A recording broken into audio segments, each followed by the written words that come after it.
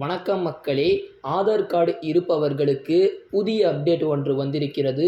ஆகையால் தமிழக மக்களிடம் அனைவரிடமே ஆதார் கார்டு அப்படின்றது கட்டாயமாக இருக்கும்.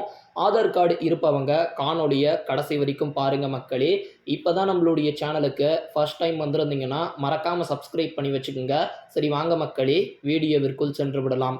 மக்களே, டைம் இல்லை, உடனே இந்த வேலையை முடிச்சிருங்க. இல்லை என்றால் என்ன ஆகும் தெரியுமா? ஆதார் கார்டு இருப்பவர்கள் காணொலியை கடைசி வரைக்கும் பாருங்க.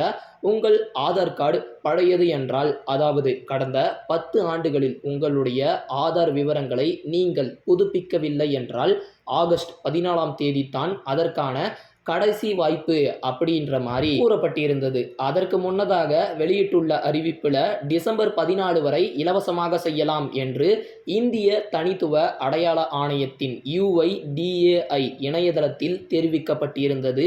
இறுதியாக தற்போது செப்டம்பர் 14ஆம் தேதி கடைசி தேதியாக அறிவிக்கப்பட்டிருப்பதாக நமக்கே தகவல்கள் கிடைக்கப்பட்டிருக்கு மக்களே. அது மட்டும் இல்லாமல் இந்த ஒரு தேதிக்குள்ள நீங்கள் அப்டேட் பண்ணிக்கணும் அப்படின்ற மாதிரியும் சொல்லியிருக்கிறாங்க.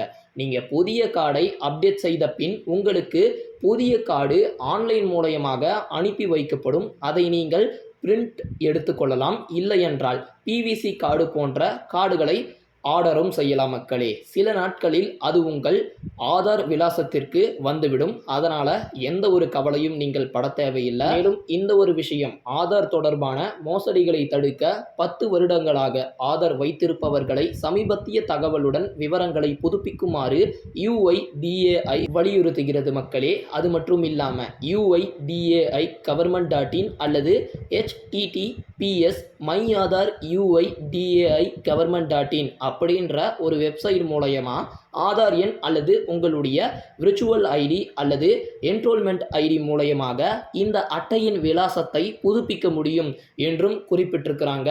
இதற்கு கட்டணம் இப்போது இல்லை அப்படின்றதையும் குறிப்பாக தெரிவிச்சிருக்கிறாங்க.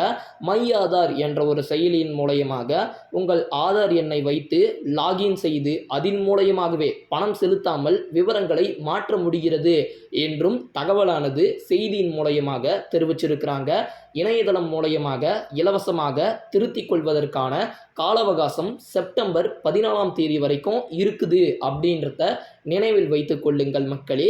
இந்த காணொலியை உங்களுடைய நண்பர்களுக்கு பகிர்ந்து கொள்ளுங்க.